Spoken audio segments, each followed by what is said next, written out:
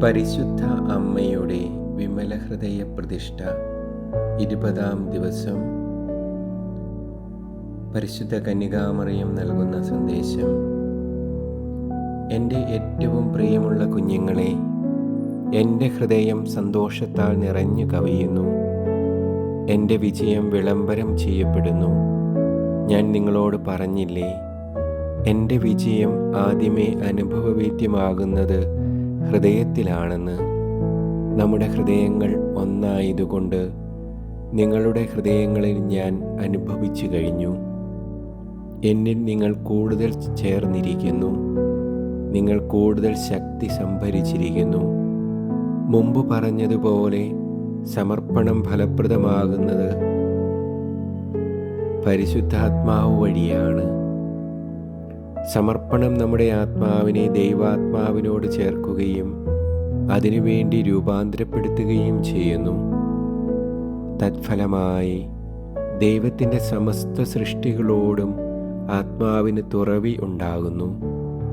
നിങ്ങൾ എൻ്റെ ആത്മാവിനെ മാനിക്കുക, അപ്പോൾ ഞാൻ നിങ്ങളുടെ മുൻപിലുണ്ടായിരിക്കും. നമ്മുടെ ഹൃദയങ്ങൾ ഒന്നാണല്ലോ. അങ്ങനെ നിങ്ങളുടെ ഹൃദയത്തിൽ തന്നെ നിങ്ങൾ ശക്തി കണ്ടെത്തും.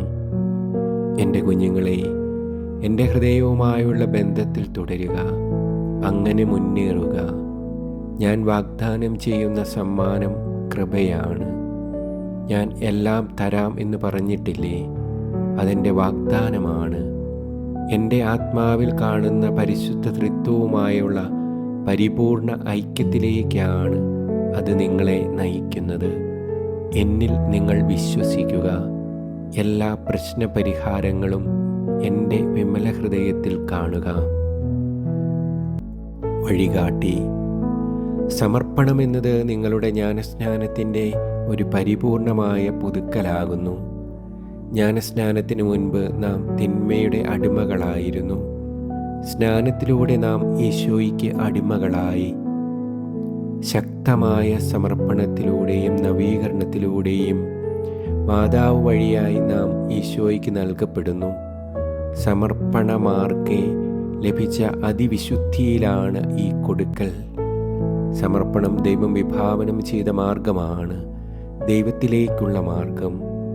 സമർപ്പിതരായ നാം ഈശോയ്ക്ക് നൽകപ്പെടുകയും തിന്മയും അതിൽ നിന്ന് ഉത്ഭവിച്ചവയും ഉപേക്ഷിക്കുകയും ചെയ്യുന്നു. ജ്ഞാനസ്നാനത്തിലും നാം തിന്മയെ ഉപേക്ഷിച്ചതാണ്. ഇപ്പോൾ മാതാവ് വഴിയായി നാം ഈശോയ്ക്ക് സ്വയം സമർപ്പിക്കുന്നു. ഇപ്രകാരം ഈശോയെ നമ്മൾ കൂടുതൽ മഹത്വപ്പെടുത്തുന്നു.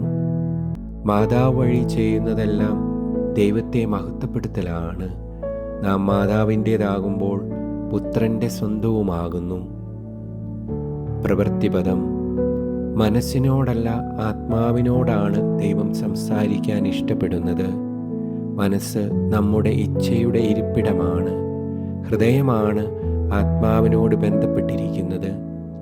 സമർപ്പണം വഴി നമ്മളോടൊപ്പം മിടിക്കുന്ന ആത്മയുടെ ഹൃദയം നമുക്ക് ശക്തിയും ബലവും തരുന്നു. അമ്മയ്ക്കിവ ലഭിച്ചത് അമ്മ സഹിച്ച കഷ്ടപ്പാടുകളിലും പരീക്ഷകളിലും നിന്നാണ്. ഇപ്രകാരം നമുക്ക് ആന്തരിക മാറ്റം സംഭവിക്കുമ്പോൾ കൃപ സ്വീകരിക്കാൻ പാകത്തിന് നമ്മുടെ ഹൃദയം രൂപപ്പെടുന്നു. ഇപ്രകാരമാണല്ലോ നമ്മുടെ അമ്മയുടെ ഹൃദയവും രൂപപ്പെട്ടത്. വിമല ഹൃദയത്തിൽ കണ്ണ് നട്ടിരിക്കാനാണ് അമ്മ ആവശ്യപ്പെടുന്നത്. അങ്ങനെ നമുക്ക് അമ്മയുടെ സംരക്ഷണം ഉറപ്പാക്കാം. അമ്മയുടെ ആലിംഗനത്തിൽ ആയിരിക്കുകയും ചെയ്യാം.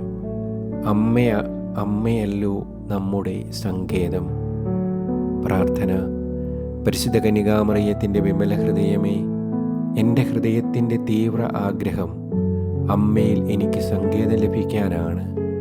എൻ്റെ എല്ലാ ആവശ്യങ്ങൾക്കും ഞാൻ അമ്മയുടെ പക്കലണയും. എൻ്റെ ഐക്യദാർഢ്യവും ദിശാബോധവും അമ്മയുടെ സംരക്ഷണത്തിലും നിയന്ത്രണത്തിലും ഞാൻ തരുന്നു. എല്ലാ വിചാരത്തിലും പ്രവൃത്തിയിലും അമ്മയുടെ ഹൃദയം ഞാൻ തേടട്ടെ. അമ്മയുടെ മഹാവിജയത്തിലുള്ള സന്തോഷം എൻ്റെ ഹൃദയത്തെ നിറയ്ക്കട്ടെ. ദുഃഖത്തിൻ്റെ കാലത്ത് എനിക്ക് ഈ വിജയം ബലം തരട്ടെ.